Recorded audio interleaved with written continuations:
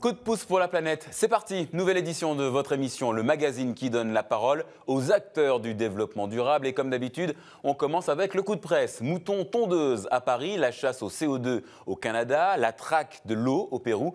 Petit tour du monde de l'info verte avec Amandine Sellier. Dans ce village du désert péruvien, les habitants boivent une eau de mauvaise qualité provenant de puits de fortune ou doivent l'acheter à des camions-citernes. Mais depuis peu, ils peuvent s'approvisionner gratuitement en eau potable au robinet d'un réservoir de 100 litres situé au pied de ce panneau publicitaire de 15 mètres de haut. Dans les entrailles de ce panneau d'un nouveau genre, 5 générateurs captent l'eau contenue dans l'air et la diffusent dans un circuit de purification. L'Inde, le Ghana et le Mexique ont déjà demandé aux ingénieurs de l'université de Lima qui l'ont conçu de reproduire ce système pour leur pays. Capter le dioxyde de carbone dans l'air pour freiner le changement climatique, c'est le projet d'une start-up canadienne créée par des chercheurs d'Harvard et en partie financée par Bill Gates. Les scientifiques travaillent actuellement sur une usine pilote qu'ils souhaitent mettre en service en 2014. L'installation équipée de grosses turbines permettrait d'absorber le CO2 de l'atmosphère pour le transformer en CO2 pur.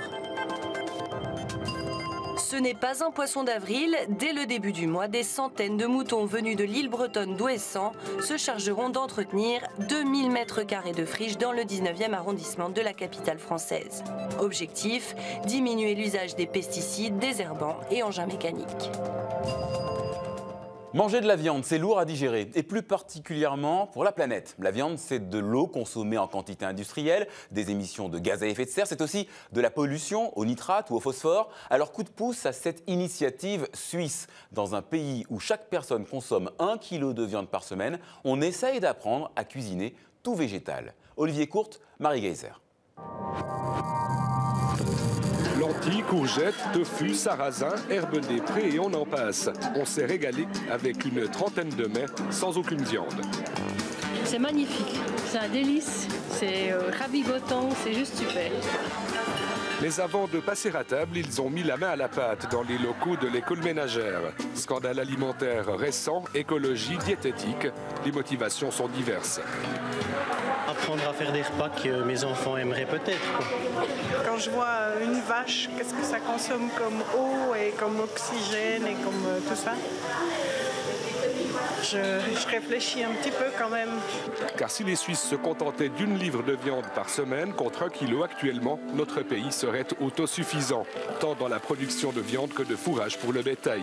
Et ce n'est pas tout. Si on produit une calorie de céréales, ça nourrit un homme, mais pour nourrir un animal, il faut 7 calories de céréales. Donc on en perd 6, puis on a 1 calorie de viande. Donc là, si on mange nous-mêmes ces céréales, on y gagne.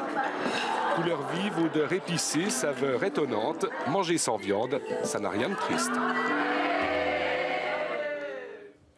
C'est 60 millions de consommateurs qui a révélé l'information. Et le carton rouge de la semaine a des allures de pavé dans la mare des eaux minérales. D'après l'enquête du magazine français, il y aurait des traces de pesticides et de médicaments dans 10% des eaux en bouteille. Des traces infimes, pas question de mettre en doute la probité des embouteilleurs, mais la question d'une contamination globale de l'environnement est posée. Image pour finir du Rainbow Warrior 3. Ce navire affrété par Greenpeace ne fonctionne qu'à l'énergie éolienne et solaire. Il a jeté l'ancre en Australie, point de départ d'une campagne de 6 semaines pour dénoncer un projet d'usine de charbon au sud de la grande barrière de corail, riche en coraux, mais aussi d'une faune de dauphins, dugongs et tortues. Le site est classé au patrimoine mondial de l'UNESCO. Les écologistes espèrent que l'organisme décidera de le classer au patrimoine de l'humanité en danger.